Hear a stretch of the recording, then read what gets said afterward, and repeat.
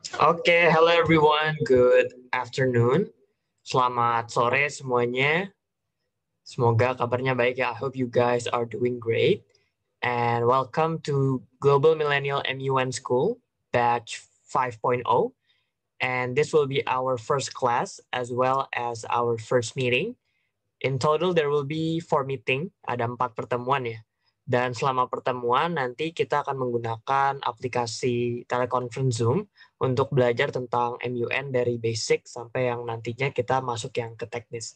Nah teman-teman kalau misalkan sinyalnya mendukung boleh on cam, kalau misalkan nggak mendukung nggak apa-apa, nggak off cam. Yang penting teman-teman stay on the Zoom, take notes, dan juga nanti belajar hal-hal yang penting juga ya selama kita berlangsung materi di hari ini. Nah, teman-teman kenalin terlebih dahulu, nama gue Abdur. Sekarang gue baru aja lulus dari Fakultas Hukum Universitas Indonesia, and this is my third time participating as a mentor in Global Millennial MUN School.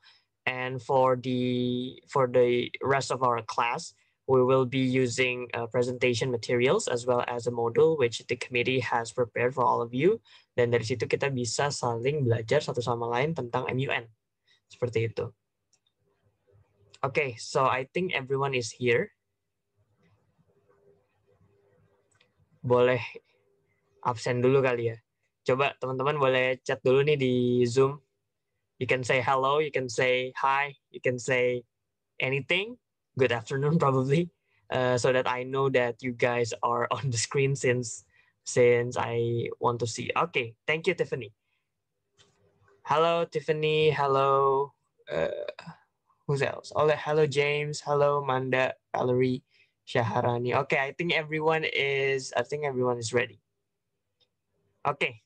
Yes, I love the spirit. Okay, nice. Okay, thank you everyone for giving the heads up. Okay, now we'll start the presentation for today. We will start with the material from the very basic, and that is to introduce all of you guys to MUN or Model UN, which udah menjadi sesuatu yang sangat-sangat banyak dilakukan oleh banyak orang ya. Akhir-akhir ini MUN tuh jadi kegiatan yang orang tuh banyak ikutin, dan sayang kalau misalkan teman-teman ikut-ikutan aja. That's why here I want all of you guys to learn holistically dan juga comprehensively tentang MUN secara penuh, secara menyeluruh. Jadi teman-teman bisa saling belajar dan juga tanya-tanya sebanyak-banyaknya. Gitu. Oke, I will start sharing my screen. Semoga semuanya udah ready ya. Yang lagi sholat ataupun yang lagi mau sholat nggak apa-apa. Nanti nyusul lagi aja, izin sebentar. As long as you guys Zoom-nya masih di login aja, nggak masalah. Yang penting nanti kita materinya jalan. Tapi teman-teman yang lain juga bisa sambil ngikutin. Oke? Now I will share my presentation. Okay. Okay, I hope it's there. Okay, guys, so this is the new feature from Zoom where I can be inside of the presentation. So to make the presentation more interesting and more interactive, jadi gue memutuskan untuk berada di dalam presentasi. Oke, kita mulai ya. Pertama kita belajar dulu nih. What is Model United Nations? Apa sih yang dimaksud dengan MUN?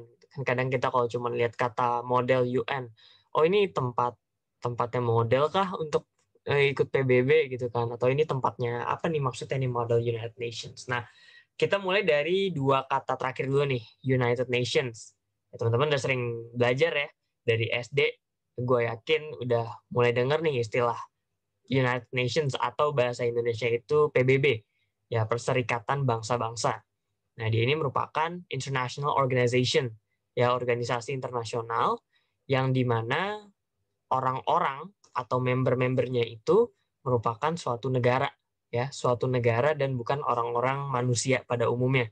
Kadang kalau teman-teman ikut OSIS nih, ikut OSIS atau ikut BEM di fakultas atau di kampus, nah itu kan teman-teman itu membernya atau anggota pengurusnya itu kan manusia ya, dia ini manusia secara real. Tapi kalau di PBB, member dari organisasinya adalah negara, a country. Negara tuh apa? Negara tuh ya Indonesia, Amerika Serikat, Malaysia, dan lain-lain. Nah, ini mereka semua ini menjadi negara anggota. Kita nyebutnya member state, ya, negara anggota dari PBB. Nah, ngapain sih mereka-mereka ini di dalam PBB? Nah, mereka ini berkumpul dan juga berserikat untuk membentuk suatu organisasi yang menaungi mereka semua, tapi sistemnya, organisasinya ini nggak berada di atas dari negara-negara ini. Ya, jadi kurang lebih gini. Ini konsep penting nih teman-teman. So in United Nations, it is an international organization consisting of members, which the members are a country. However, ya PBB itu nggak secara hierarki lebih tinggi daripada negara anggotanya. Maksudnya apa? United Nations cannot tell what the members can or cannot do in certain circumstances. Jadi nggak bisa tuh misalkan PBB nyuruh Indonesia, Indonesia adain ini dong, tuh nggak bisa. That's why most of the recommendations coming from United Nations itu sifatnya opsional. However, ada perintah yang sifatnya itu wajib. Jadi ada satu komite, satu sistem ya di bawah PBB yang I believe some of you guys sudah ada yang dengar, itu namanya DKPBB.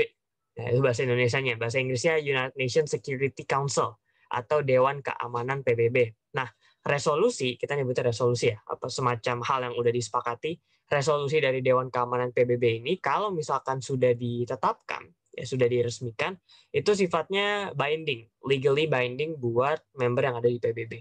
Gitu. Jadi ada yang sifatnya opsional, nggak harus diikutin. Oke, ini rekomendasi aja. Tapi ada yang sifatnya harus, itu yang dikeluarkan oleh Dewan Keamanan PBB.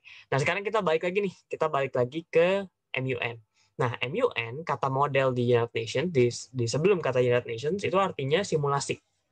Ya, jadi model United Nations itu adalah suatu kegiatan yang mencoba untuk memberikan simulasi atas PBB. Tapi ingat, yang disimulasikan itu bukan PBB-nya, ya, tapi Committee Proceedings. Teman-teman bisa baca nih di sini nih. Aku geser. Nah, di sini nih. Nah, nih di sini teman-teman bisa lihat nih Committee Proceedings. Jadi ini bukan PBB secara keseluruhan, ya. Karena kalau misalkan kita bicara tentang mensimulasikan sidang menteri, itu kan nggak ini ya, nggak spesifik. Menteri itu kan orang, ya, atau simulasi sidang kementerian. Oke, kementeriannya kementerian apa nih? Kan kita nggak tahu nih. Jadi harus spesifik, kementerian kan ada banyak. Nah, di PBB juga gitu. Yang disimulasikan itu adalah salah satu komite yang ada di bawah PBB. Contohnya apa? Teman-teman mungkin pernah dengar misalkan tentang UNICEF. Ya, UNICEF or UNESCO. Or perhaps you have also heard about misalkan UNHRC, United Nations Human Rights Council. Nah, itu tuh adalah komite-komite di bawah PBB. Nah, komite-komite ini yang teman-teman nanti simulasiin. Ya, jadi bukan PBB secara keseluruhan. Mungkin teman-teman pernah lihat di YouTube ya, sidang PBB yang semuanya tuh hadir, ya, yang satu persatu pemimpin negara itu bergantian ngasih speech, itu namanya sidang umum, Majelis Umum PBB, General Assembly. Dia juga salah satu komite di bawah PBB, tapi membernya itu lebih banyak karena dia sidang umum, namanya juga majelis umum, berarti kan sifat topik-topiknya tuh umum. Beberapa komite di PBB itu dia dirotasi ya untuk membershipnya, misalkan UN ini, misalkan UN ECOSOC, misalkan Economic and Social Council, itu membernya cuma 50-an apa 60-an, gue lupa. Nah, itu nanti dirotasi tuh berdasarkan waktunya. Sedangkan kalau majelis umum PBB itu hampir semua negara yang ada di dunia sekarang it's a member of the General Assembly of the United Nations. Jadi intinya MUN itu adalah the body that can be simulated in MUN, yang biasanya organ-organ yang sifatnya itu udah dari di bawah sistem dari UN gitu. Nah, terus berikutnya ada MUN offers an opportunity for experiential education. Jadi, kenapa sih lagi booming-boomingnya MUN? Kenapa sih orang tuh ikut MUN gitu? Meskipun background jurusannya kedokteran misalkan, atau background jurusannya teknik, atau jurusannya kesehatan.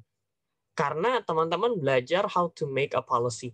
Teman-teman belajar caranya memecahkan isu dunia yang sifatnya tuh gede. Ya, sifatnya gede. Maksudnya apa? Maksudnya di PBB itu yang dibahas tuh bukan isu-isu remeh-temeh gitu. Misalkan ada tetangga maling jemuran, itu nggak bakal dibahas di PBB. Atau misalkan ada orang anak kecil maling apel, itu nggak bakal they won't talk about that in a UN committee proceeding. Yang bakal dibahas adalah isu-isu yang sifatnya real world, isu-isu yang sifatnya itu mendunia. Contohnya apa? Contohnya misalkan isu tentang terorisme, atau isu tentang nuklir, atau isu tentang COVID misalkan, COVID-19. Itu juga isu-isu yang bisa dibahas di level PBB. Gitu. Jadi teman-teman tuh bakal bahas isu segede itu, dan teman-teman harus cari cara atau solusi gimana caranya biar isu-isu ini tuh bisa ditangani dengan baik. Jadi misalkan we talk about COVID-19. Misalkan COVID-19 has been occurring for the past 1 year and it is still continuing until now. Dan apa ini yang salah dari kita sehingga kok sampai 1 tahun masih terjadi nih COVID nggak selesai-selesai. Nah, you will talk about that inside the UN system, the UN MUN system, MUN committee proceeding. Jadi teman-teman bakal belajar itu.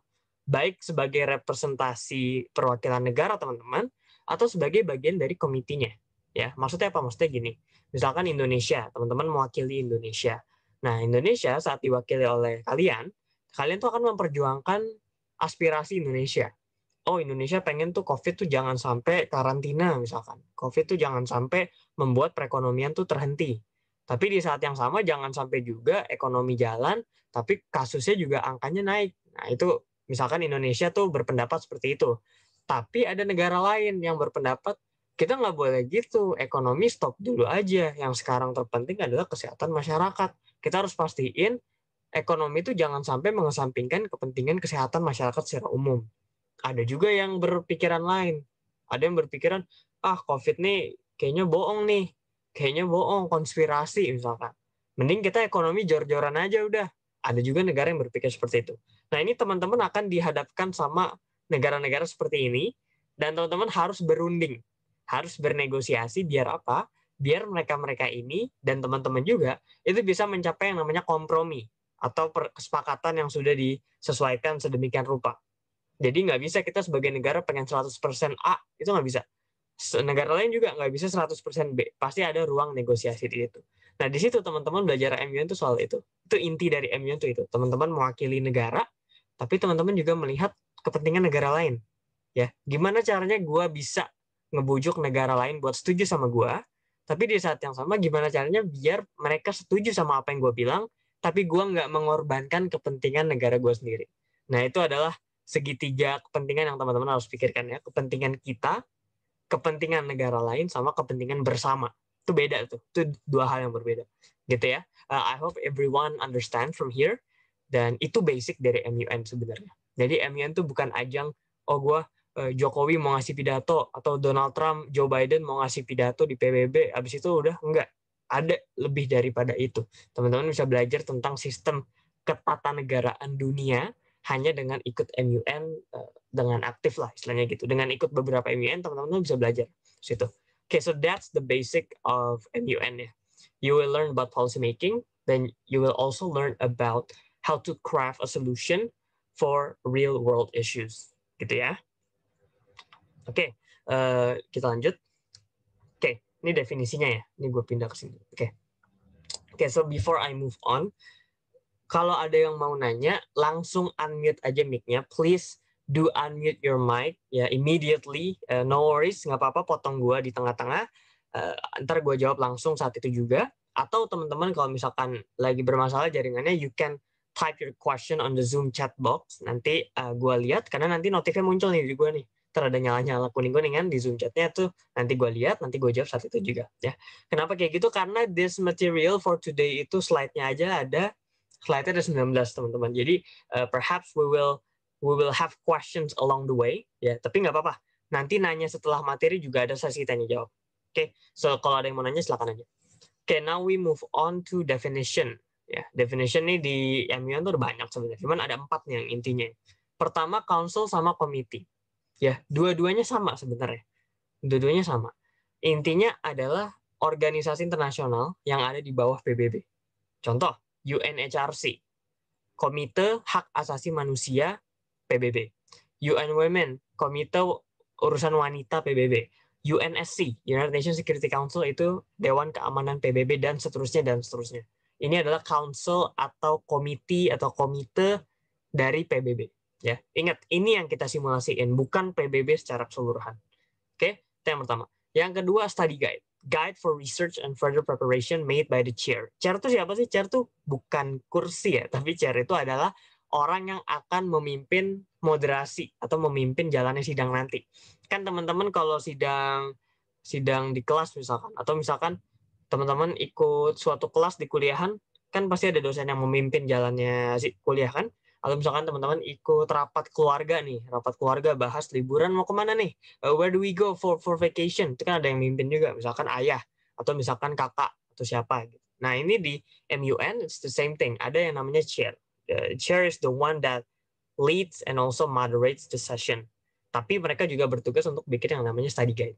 Nah, study guide ini, teman-teman, itu adalah suatu guidance atau suatu buku yang memimpin teman-teman, membimbing teman-teman untuk memahami dan juga mengerti jalannya MUN nanti. So it will guide you about the issue dan juga about the conference as a whole. Selain belajar isunya, teman-teman juga belajar nih, apa aja sih yang perlu kita ketahuin dari MUN. Yang ketiga adalah position paper. Position paper ini adalah suatu dokumen yang teman-teman buat sebelum MUN-nya mulai, sebelum conference-nya mulai, yang dilakukan untuk menjelaskan stance atau kedudukan teman-teman. Jadi Indonesia nih misalkan. Indonesia itu kedudukannya kalau isunya COVID nih, kedudukan Indonesia itu adalah kita nggak mau COVID itu sampai karantina wilayah total, kita pengen ekonomi tetap jalan, tapi di saat yang sama kita nggak mau COVID juga naik, jadi kita di tengah-tengah gitu. Nah itu Indonesia. Misalkan kalau Amerika maunya itu semua negara tuh nggak boleh masuk ke negara Amerika dulu. Kita pengen fokus COVID ya, yang boleh berekonomi hanya orang-orang Amerika Serikat warga negaranya, anggap aja gitu. Nah itu contoh dari kedudukan yang teman-teman tulis di position paper. Jadi ini adalah paper that positions your stance, intinya gitu. Paper yang memosisikan kedudukan teman-teman. Oh Indonesia itu pengennya gini, Jerman pengennya gini, Rusia pengennya gini. Yang nulis adalah siapa? Negara masing-masing. Indonesia nulis berdasarkan perspektif Indonesia aja. So that's about position paper. The next thing is draft resolution. This is a formal document as a result of the discussion that has been going on dan juga udah selesai selama MUN-nya udah berlangsung. Jadi kalau position paper itu cuma negara teman-teman yang bikin, draft resolution is a team document. Itu adalah dokumen kerja sama kelompok bareng. It's a resolution that is made by several countries who share the same interest and also share the same perspective towards a certain issue. Jadi ini adalah dokumen yang dibuat sama beberapa kelompok negara yang dibuat karena mereka punya pandangan atau pendekatan yang sama. Oh Indonesia pendekatannya sama nih sama Singapura, sama Australia, sama Selandia Baru. Nah ini mereka bikin kelompok gitu ya, bikin draft resolution. Nah kenapa gue pakai bahasa beberapa? Karena in MUN nanti teman-teman akan ketemu sama di mana yang namanya blok, ya blok atau kelompok. Jadi draft resolution tuh bisa kemungkinan lebih dari satu bisa. Kenapa? Karena kan setiap negara ya dia kan punya pilihan dalam memilih teman-teman atau negara-negara lain yang punya sama pendapatnya. That's why in draft resolution teman-teman tuh bakal ketemu 1 sama 2 lebih resolusi gitu. Bahkan bisa sampai 3, 4 dan seterusnya. Gitu. It's really possible. Ini kita bahas nanti di pertemuan ketiga sama keempat, tapi so far yang penting kita tahu dulu nih bedanya position paper sama draft resolution. Oke, next ya. Nah, ini definisi lagi. Yang pertama adalah chair. Chair itu adalah tadi ya, orang yang memimpin, a person tasked to moderate and also assess the delegates' performance. Jadi dia ini bukan peserta, tapi orang yang nantinya akan menilai peserta. Jadi teman-teman bisa lihat nih, chair itu yang digambar nih yang gue tunjuk ya. Nah, ini yang gue tunjuk nih. Bertiga nih sama orang cowok di tengah, cewek kiri kanan. Dia ini yang memimpin nanti jalannya moderated debate. Maksudnya apa? Maksudnya mereka akan menentukan siapa yang siapa yang memiliki kesempatan buat berbicara terlebih dahulu. Terus siapa yang mempunyai kesempatan berikutnya. Terus dan seterusnya mereka yang nentuin gitu. Dan mereka akan menilai, mengassess gitu ya, melakukan assessment terhadap performance atau performa teman-teman. Jadi teman-teman akan dinilai apakah teman-teman ini sesuai dengan kedudukan negaranya.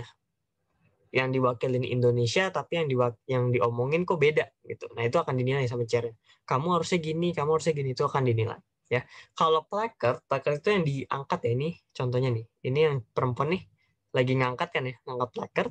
Ini namanya semacam kartu nama yang gede banget, tulisannya itu negara. Jadi kalau teman-teman mau berbicara, teman-teman harus angkat plakatnya. Nggak bisa kalau mau ngomong, mau berbicara, tapi nggak ngangkat plakar. Kenapa sih, Kak, kita harus pakai plakar di MUN? Karena ini adalah pertemuan antar pemimpin dunia, di mana kita punya latar belakang budaya yang berbeda-beda. Ya kan? Kita punya latar belakang budaya yang berbeda-beda. Mungkin di beberapa negara lain itu kalau mau ngomong, ngomong aja. Tapi kalau di beberapa negara lain, kalau ngomong tuh harus diizinin dulu. Kita harus cari situasi dulu. Ini gue cocok nggak ya ngomong sekarang, apa gue mending potong sekarang aja, itu kan beda-beda. The use of placard is is maintained in MUN proceedings to make sure everyone who wants to speak can be recognized by the chair. Jadi biar chair tahu gitu ya, siapa aja yang mau ngomong nih. Karena kan nggak setiap saat kita mau ngomong kan. Siapa aja yang mau ngomong itu bisa angkat placardnya, nanti dicatat nih sama chairnya. Oh, New Zealand mau ngomong, Indonesia mau ngomong, China mau ngomong, itu akan ditulis. Gitu. Placard itu untuk identification dan juga sign kalau misalkan teman-teman tuh mau ngomong gitu. Jadi setiap mau ngomong jangan lupa untuk angkat placardnya. Oke. Yang ketiga adalah istilah delegate. Delegate adalah orang yang berpartisipasi menjadi delegasi, tapi di saat yang sama dia ini yang ya lumrahnya disebut sebagai peserta ya. Kalau lomba itu kan ada pesertanya. Nah, delegate ini yang pesertanya. Nah, mereka ini yang akan memajukan aspirasinya masing-masing. Oh, gue maunya gini, gue maunya gini. Itu yang namanya delegate. Kalau chair nggak ada. Chair itu cuman menilai sama mengakses saja. Seperti itu. Oke, next lagi ya. Oke, so far, is there any question? Boleh langsung ditanya. If not, kita lanjut dulu ya. Nih, oke, gue di kanan aja. Oke, yang pertama adalah roll call. Nah, roll call ini adalah absen sebenarnya. Jadi teman-teman kalau kuliah, kalau sekolah, itu kan ada absen ya. Budi misalkan, atau misalkan Caca, terus Dio, itu kan di absen tuh per abjad tuh. Nah, roll call tuh juga gitu. Dari A sampai Z tuh di data, di absen siapa aja sih yang hadir saat lagi berlangsungnya sesi. Oh, ternyata Amerika nggak hadir, atau Indonesia nggak hadir, tetap dicatat. Gitu. Jadi roll call tuh sebenarnya absen. Apa yang teman-teman harus ngomongin nih? Harus what do I have to say during the roll call? Teman-teman cukup bilang angkat plakard ya, angkat plakard buat ngasih tahu teman-teman tuh hadir. Jadi kalau misalkan ditanya Indonesia angkat plakard. Terus United States, angkat plakard juga. Tapi nanti teman-teman bakal ditanya, teman-teman itu present atau present and voting. Nah, ini bedanya apa nih? Oke, ini gue terus di chat ya. Jadi ada yang namanya present sama present and voting. Ini bedanya apa? Kalau yang pertama, present itu hadir. Kalau yang kedua itu hadir dan setuju untuk voting atau setuju untuk memberikan suara. Jadi kalau teman-teman present and voting, teman-teman tuh nanti saat debat, saat penyusunan suara, teman-teman harus memilih. Ya, nggak bisa golput. Intinya gitu. Kalau present bisa golput. Present itu bisa yes, bisa no, bisa golput. Nah, itu intinya gitu. Nah, ini kalau kita pakai istilah golput langsung pada paham ya. Kalau kita, soalnya bahasa Inggrisnya itu abstain. Abstain mungkin agak jarang buat didengar nih. Cuman intinya adalah golput. Teman-teman nggak memihak di pihak satu atau pihak dua.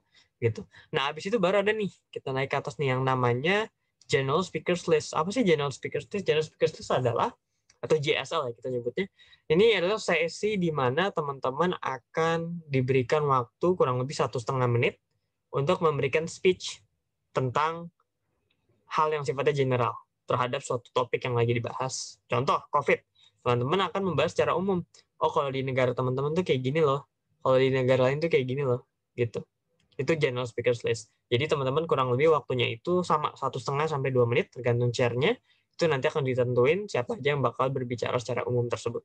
Oke, terus ada moderated caucus. Nah, moderated caucus ini adalah saat di mana teman-teman membahas topik-topik yang sifatnya lebih spesifik, subtopik. Contoh, COVID. COVID itu kan tema gede, dia kan topik umum. Pastinya ada hal yang lebih spesifik dong. Contoh, oh gue pengen bahas COVID tapi dari sisi penanganan oleh pemerintah. Oh gue pengen bahas COVID tapi dari segi protokol kesehatan. Oh gue pengen bahas COVID tapi dari segi vaksinasi. Nah, ini pembagian-pembagian ini namanya moderated caucus. Nanti nama sesinya adalah moderated caucus. Kenapa disebut caucus? Karena kita bahas yang udah spesifik. Kenapa moderated? Karena ada yang memimpin. Siapa yang memimpin? Chair. Makanya nanti ada sesi di mana nggak ada yang mimpin. Namanya adalah unmoderated caucus. Nah, kita bedain dua-duanya dulu nih.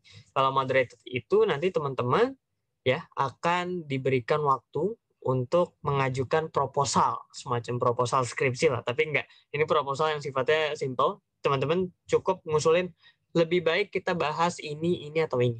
Nah, caranya biar bisa ngomong gitu gimana? Pastinya angkat plakard. Ntar akan ditanya, does anyone have a motion on the floor? Nah, ntar kalau ditanya seperti itu, teman-teman angkat plakard. Delegate of Indonesia would like to propose a moderated caucus, blah, blah, blah, blah, blah, about COVID-19 vaccination. Nah itu ntar kita bahas nih setelah ini. Yaitu moderated. Jadi semuanya itu diatur sama chair. Siapa yang maju, siapa yang ngomong itu diatur. Unmoderated caucus itu adalah saat dimana teman-teman tuh nggak ada yang mimpin, nggak ada yang mengatur. Chairnya itu membiarkan teman-teman ngobrol apa aja bebas, ke siapa aja silahkan selama waktu 20 menit. Ya, selama waktu 20 menit. Itu tentang unmoderated sama moderated. Nah, kalau di voting procedure, ini adalah saat dimana kita udah nggak debat lagi. Kita udah nggak ada debat lagi, yang kita lakukan adalah menentukan suara terhadap resolusi mana yang kita mau ambil. Kan dari hasil debat tuh akan ada banyak tuh resolusi ya. Teman-teman tuh harus memilih antara dua itu. Gitu. Oke, kita lanjut. Nah ini roll call ya. Ntar gue jelasin lagi, but before that ada yang mau nanya boleh? Bisa via mic atau Zoom chat. Nah, kita lanjut lagi. Jadi roll call ya. Roll call itu absen tadi ya. Absen. It's a session where every country will be called and the chair will have and also conduct a database on who are present and who is present and voting gitu. Jadi there will be two choices. The first one is yes, no, and abstain for present. The second choice is yes and no for present and voting. So what does it mean? What does it mean to be abstain? What does it mean to be present but not voting? So in MUN, there will be voting procedures where your vote will count. Jadi ada sesi di mana teman-teman tuh menentukan suara. Jadi nggak cuma debat aja.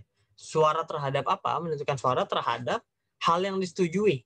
Yang disetujui apa? Yang disetujui itu resolution atau resolusi. Ini semacam agreement semua negara tuh berdasarkan debat tadi tuh kita pengen melakukan aksi 1, 2, 3. Itu akan ditentuin saat voting procedure. The part where the chair takes the delegates attendance list, roll call itu menjadi saat yang krusial untuk menentukan posisi teman-teman. Do you want to vote? Or do you want not to vote gitu, karena perbedaan ini lumayan gede nih nanti efeknya. Kalau misalkan teman-teman memilih present, teman-teman bisa punya situasi di mana teman-teman nggak memilih. Kalau present and voting, teman-teman bisa untuk teman-teman harus memilih dan nggak bisa memilih nggak milih. Ya, basically gitu. Nah, ini jadi penting kenapa? Karena it will determine your position as a country. Ya, teman-teman akan menentukan stance atau kedudukan teman-teman sebagai suatu negara itu seperti apa gitu. So that's basically about roll call. Nah, berikutnya ada speakers list. Nah, ini yang tadi ya. Speakers list adalah saat dimana teman-teman itu membicarakan suatu topik secara umum, general speakers list. Nah, udah dapat ya intinya. Jadi speaks generally and have no specific topic. Jadi kalau ngomongin COVID ya udah omongin aja COVID secara umum. Kalau ngomongin stand solution, omongin aja tapi secara umum. Usually 90 seconds, tapi bisa lebih, bisa kurang, based on the chair's discretion. Itu tergantung chairnya. Tapi setelah teman-teman udah nggak ada waktu lagi, ya, misalkan teman-teman merasa udah semua materinya dibahas, udah nggak ada perlu waktu lagi, sebenarnya udah selesai. Tapi ternyata teman-teman baru berbicara selama 1 menit. Sedangkan yang dikasihnya itu porsinya 1,5 menit. Jadi ada kelebihan berapa? 30 detik, ya kan? Nah, kelebihan 30 detik ini teman-teman bisa melakukan yang namanya yield. Maksudnya apa? Ini maksudnya adalah teman-teman tuh bisa ngasih waktu sisa teman-teman yang masih 30 detik tadi ke orang lain, delegasi lain, atau dibuka tanya jawab, atau dibalikin ke chair. Dibalikin ke chair tuh maksudnya udah teman-teman memilih untuk nggak lanjut, silakan nanti giliran berikut negara lain.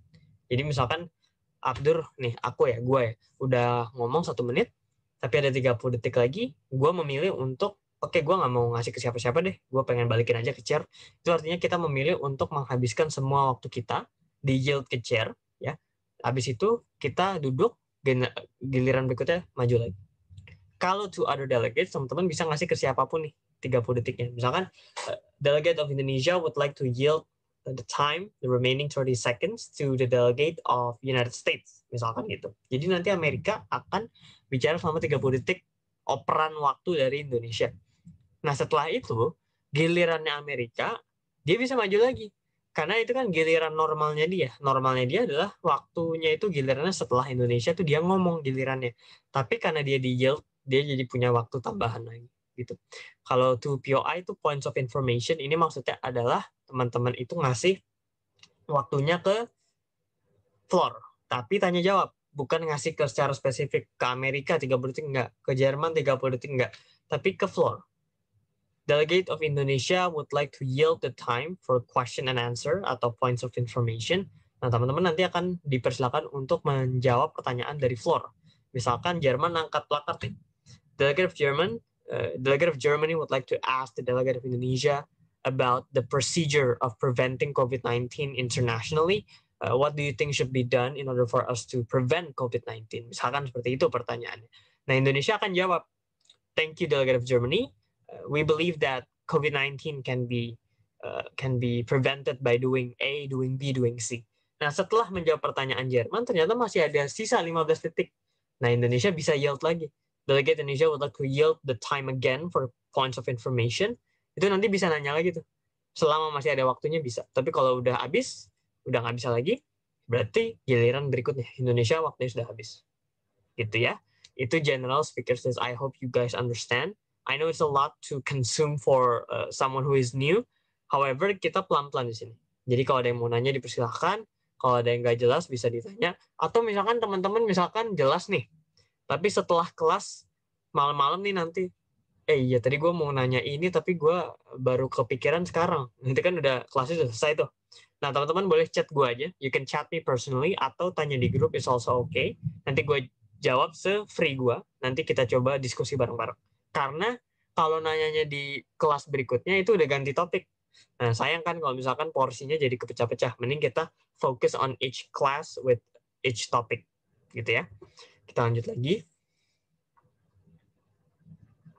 Oke, ini do's and don'ts-nya ya. Jadi yang pertama itu jangan melakukan hal yang repetitif. Do not be repetitive to other delegates. Kenapa? Karena kalau misalkan repetitif, kita nggak bisa bedain mana stance kita as a country dan mana stance negara lain as another country. Jangan berbicara terlalu lama dan jangan bicara terlalu spesifik, gitu ya. Terus yang do's yang pertama apa? Yang pertama adalah tell your country stance briefly. Jadi jangan ngasih kuliah ya teman-teman, jangan ngasih kuliah, tapi kasihlah sebuah presentasi yang sifatnya umum, jelas, umum, dan juga tidak bersifat terlalu panjang. Karena apa? Karena judulnya aja General Speakers List dan bukan Specific Speakers List atau bukan Lecture Speakers List ya. Jadi teman-teman tuh harus secara brief. Yang kedua adalah tell the background issue briefly juga, sama solutionnya briefly juga. Seperti itu. Oke? Ini umum ya, semoga teman-teman bisa paham, dan kalau misalkan ada yang mau ditanya, dipersilakan. Oke, I have a question from Meta ya. Jadi pertanyaan dari Meta itu, kalau yield to other delegate harus sesuai urutan, atau bisa yield ke semua delegate? Oke, Meta ini pertanyaan yang sangat bagus. The answer is you can yield to any delegate that is present during the roll call. Jadi during the general speakers list. Jadi teman-teman nggak harus yieldnya itu ke giliran setelah teman-teman. Teman-teman bisa yield ke siapapun selama dia masih di speakers list yang ditentuin sama chair. Karena kan kadang ada delegate yang saat udah disusun speakers listnya, mereka nggak hadir kan. Kalau mereka nggak hadir, meskipun di listnya ada, teman-teman nggak bisa. Tapi kalau ada dan dia hadir, teman-teman bisa meskipun urutannya itu enggak setelah teman-teman. Gitu ya. Oke, Mita, makasih pertanyaannya bagus banget. I hope it answers the question. Kita lanjut lagi ke MC. Nah, MC ini singkatan dari Moderated Caucus. Oke, jadi yang pertama, ini halnya udah spesifik. Kalau general tadi kan ini ya, umum ya. Tapi kalau ini tuh contain a subtopic, and also a total time-nya itu ada dari masing-masing negaranya. Nah, ini agak susah nih.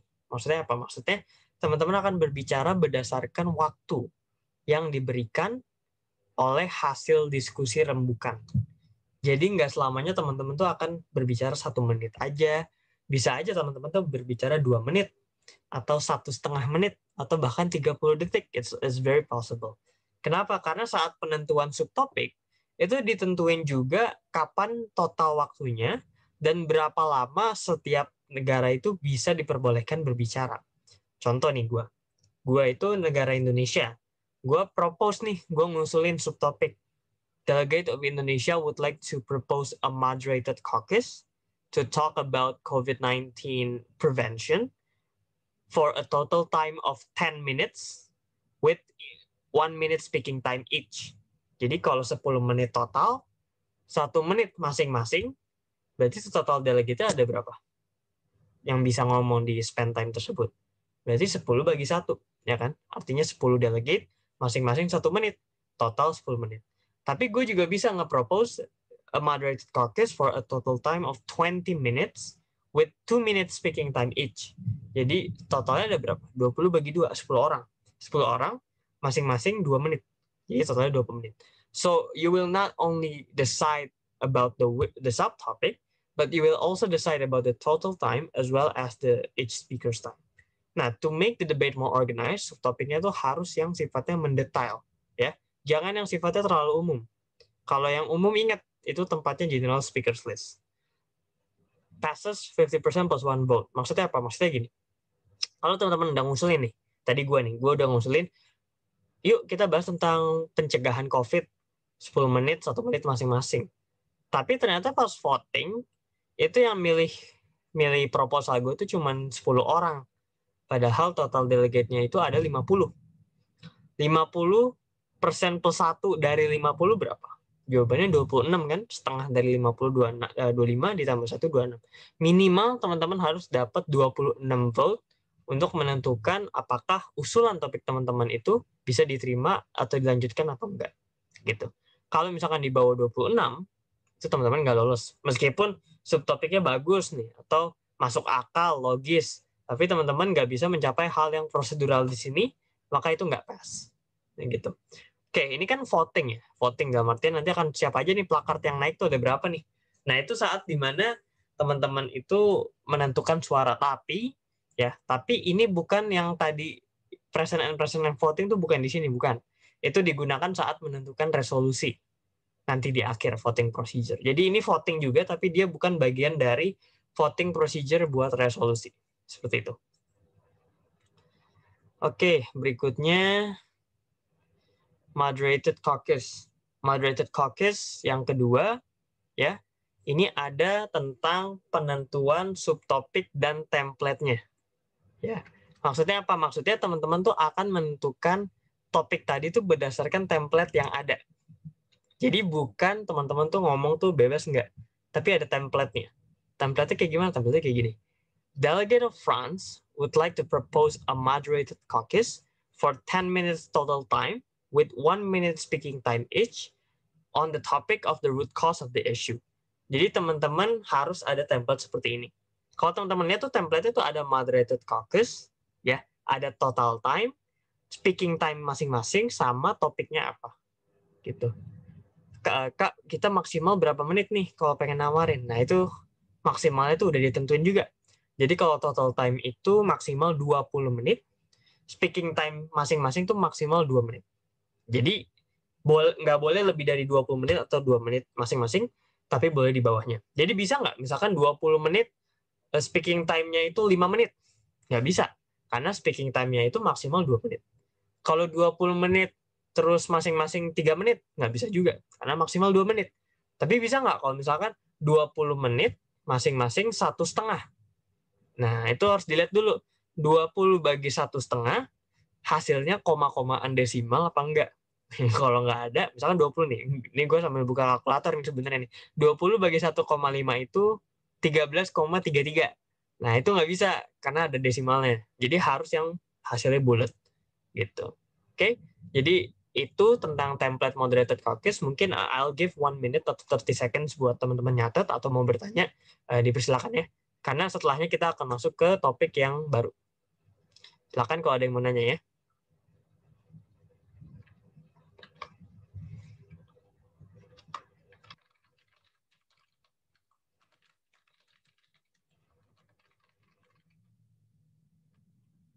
Oke, I guess no one wants to ask a question. Semoga bisa dipahami dengan mudah. Nanti bisa tanya-tanya aja ya kalau misalkan masih belum clear. Oke, we move on to the next topic. Nah, ini moderated caucus yang harus dilakukan dan yang tidak harus dilakukan. Yang harus dilakukan dan tidak boleh dilakukan. Ya, jadi yang pertama adalah motion do's. Yang pertama ini harus simple. Ya, jadi kalau teman-teman lihat nih di presentasi tadi ya, itu kan tulisannya root cause of the issue. Simple kan? Tapi jangan sampai misalkan teman-teman nulisnya the root cause of the issue from 2010 until 2012 and the perspective from experts. Nah, itu kan ribet banget. Itu jangan sampai kayak gitu juga. Tapi jangan sampai terlalu umum juga. Contoh, a delegate of Indonesia would like to propose 10 minutes total time speaking.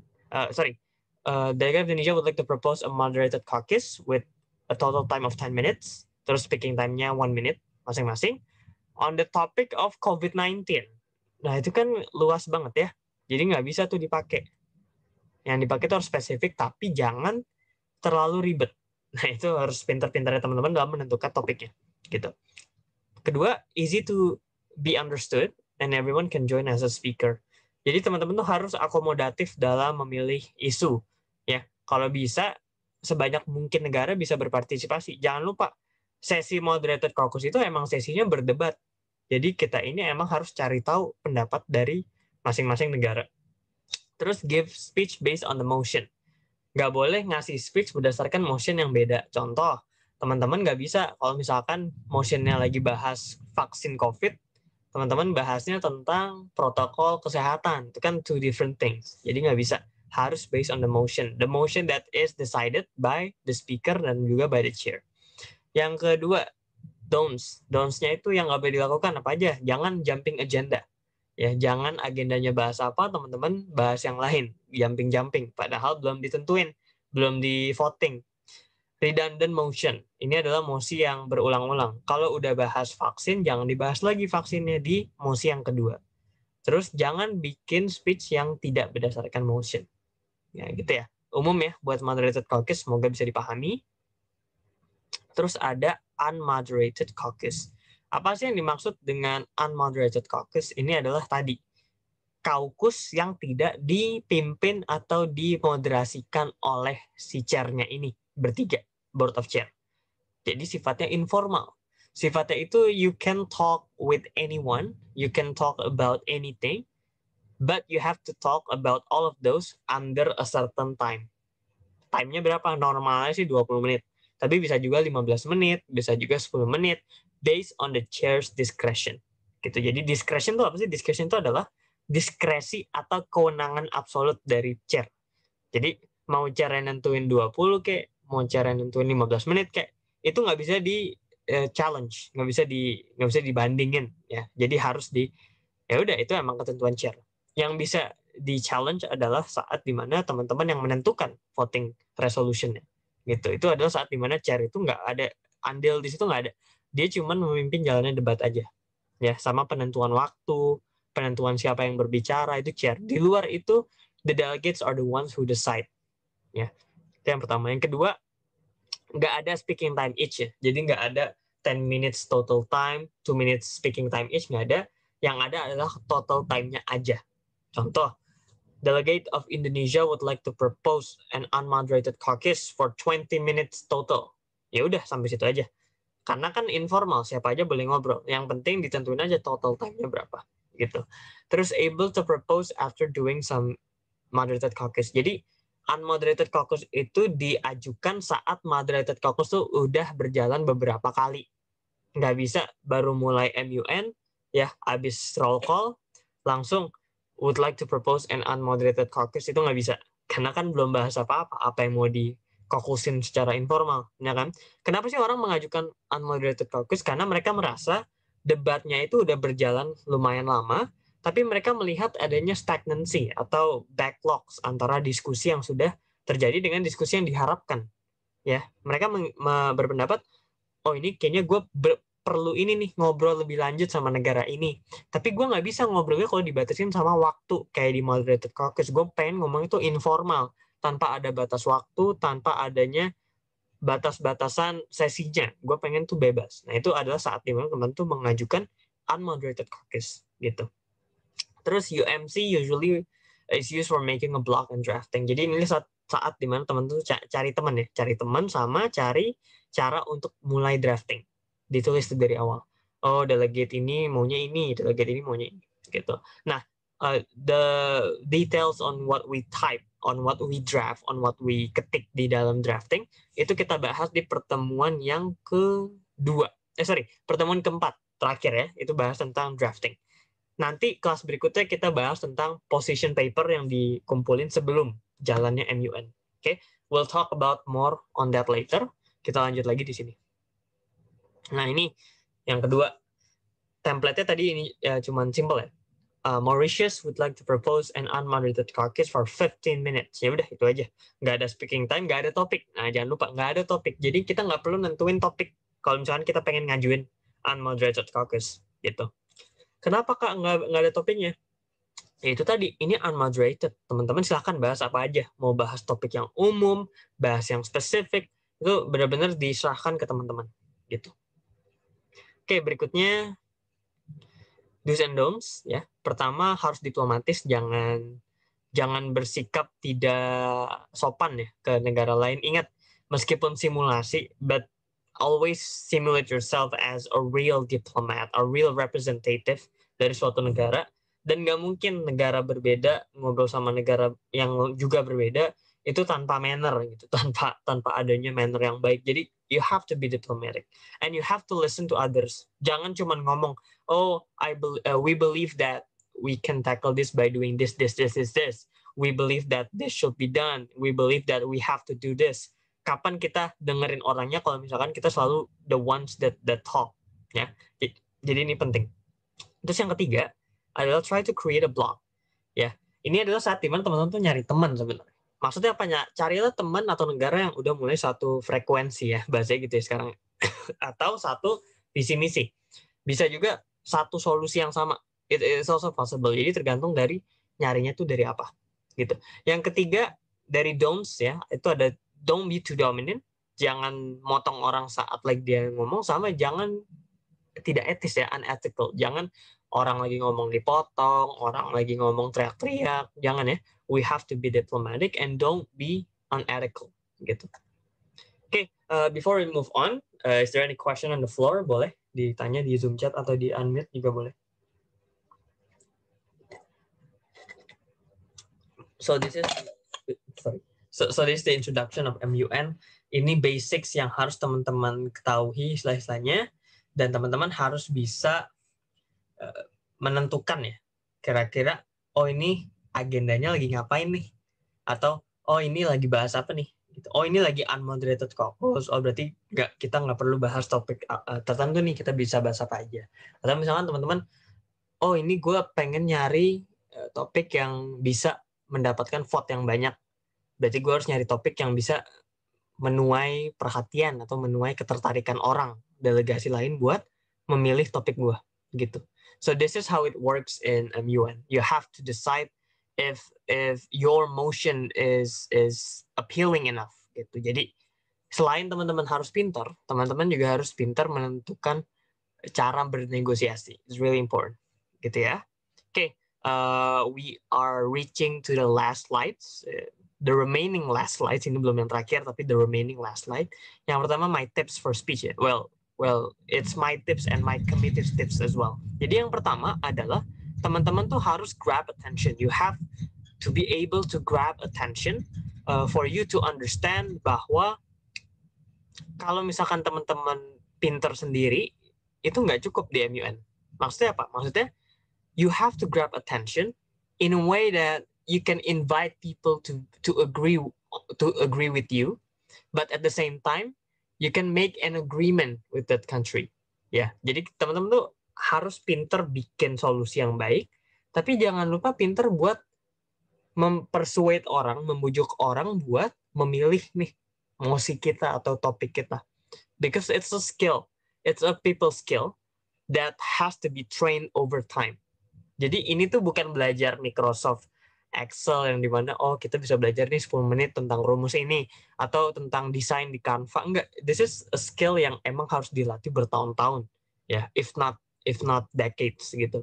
Jadi teman-teman tuh harus punya kemampuan ini, bisa bicara tanpa adanya skrip ya, tanpa adanya layar gitu ya, tanpa adanya pegangan buku, and then terbiasa ngomong dengan menggerakkan tangan ya, mimik wajah tuh harus disesuaikan. Kalau topiknya lagi happy ya kita senyum dong, jangan lagi ngomongin isu yang bagus ya, isu kok bagus, jangan ngomongin hal yang bahagia gitu ya, tapi teman-teman tuh mimik wajahnya nggak bahagia. Jadi you have to coordinate and also adjust yourself according to the situation gitu. Itu yang pertama. Yang kedua adalah structured well. kalau kita bikin speech, ingat kita negara lain, kita delegasi perwakilan negara. We have to be able to make a speech that is structured dan juga bisa menyesuaikan dengan situasi yang ada. Contoh, kalau misalkan lagi ngomongin COVID, kita harus ngomongin COVID secara terstruktur. Contohnya apa? Contohnya mulai dari penyebab, terus masuk ke analisis. Ini kayak skripsi aja nih sebenarnya. Terus masuk ke conclusion atau solution. Gitu. You have to structure it well. Pembuka, isi, penutup. Jangan ditutup. Baru mulai udah ditutup. Baru mulai nih. Delegate of Indonesia, you may have the floor. Maju, terus kita ngomong, thank you delegates. We hope that we can tackle the issue. Well, belum mulai udah tahu-tahu udah we hope that we can tackle the issue kan nggak ini ya, nggak sesuai dengan structure. Jadi harus dibuka dulu. Thank you, Chair, for the floor. Delegates, we are facing an unprecedented times in the COVID-19 situation. We are having situations that we have never encountered before, and we have to think fast, we have to act fast, and we have to think of every possible solution in order for us to protect the civilians, in order for us to protect the COVID-19 from being spread in a wide way. Jadi teman-teman harus bisa membukanya itu dengan cara ngasih tahu narasinya dulu. Oh, narasinya tuh COVID-19 tuh lagi nggak bagus nih. COVID-19 tuh udah parah banget nih. We have to think fast. Kita harus berpikir cepat nih. Nggak bisa nih lama-lama nih. Nah, itu teman-teman bisa. Terus masuk ke intinya. Intinya apa? Intinya misalkan teman-teman pengen ngasih tahu, oh kita nih selain harus berpikir cepat, kita harus bertindak cepat juga nih. Nggak bisa nih kita lama-lama birokrasi kelamaan, nggak bisa. Jadi solusi yang gue tawarin, solusi yang negara gue tawarin adalah kita harus melakukan A, B, C, D. Gitu. So you have to structure it very, very well. Ya, harus bagus. Harus bagus. Kenapa harus bagus? Karena teman-teman ini bersaing ya. Bersaing sama negara lain dalam menyajikan solusi mana sih yang paling bagus.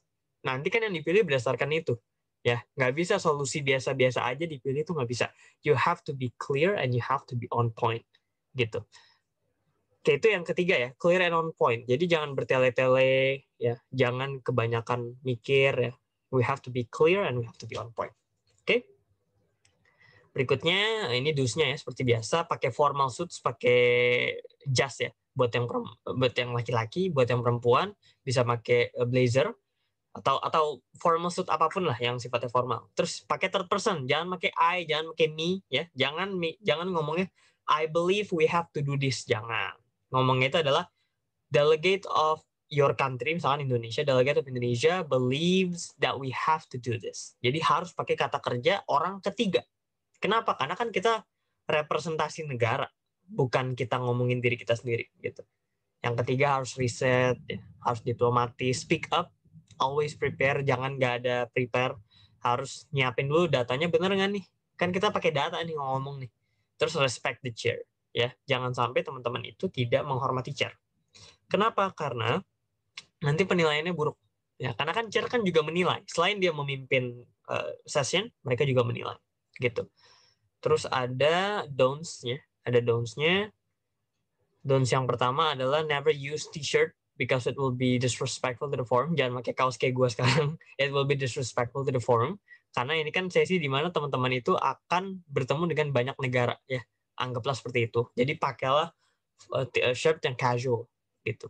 Talk without your permission. Jangan sampai teman-teman ngobrol tapi belum diizinin. Itu nggak boleh. Kedua, don't be late, don't sleep. Jangan ketiduran juga.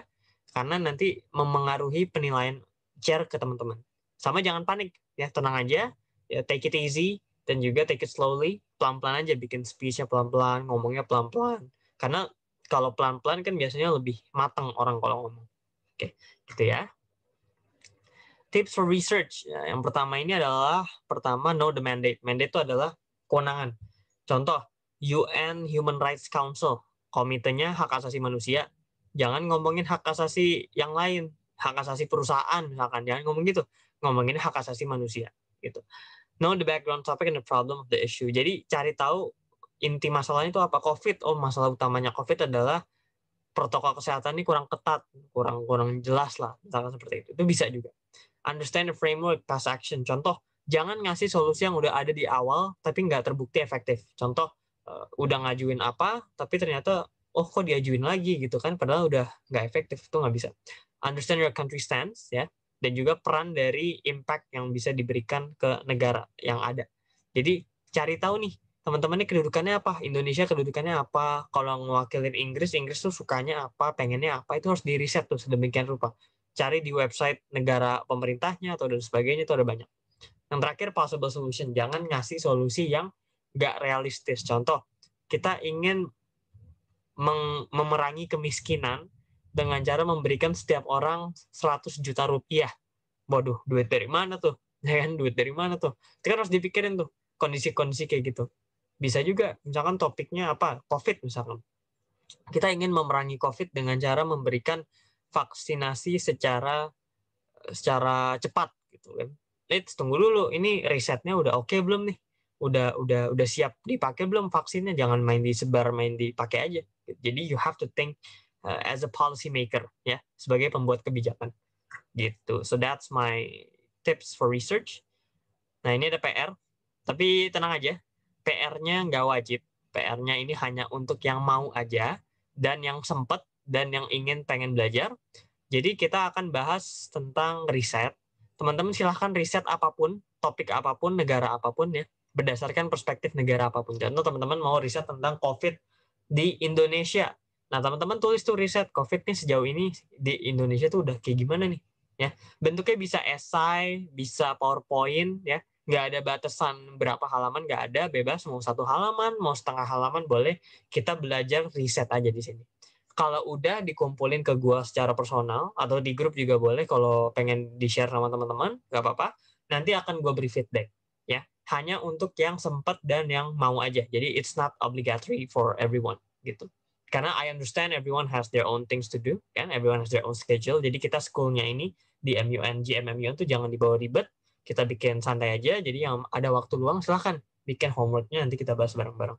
Oke. Last thing for me, you don't have to be great to start, but you have to start to be great. Ya, kalau mau jadi orang sukses, nggak harus keren dulu, nggak harus keren, harus udah sukses dulu nggak. Tapi kalau misalkan pengen sukses di akhir waktu, teman-teman harus memulai duluan. Gitu.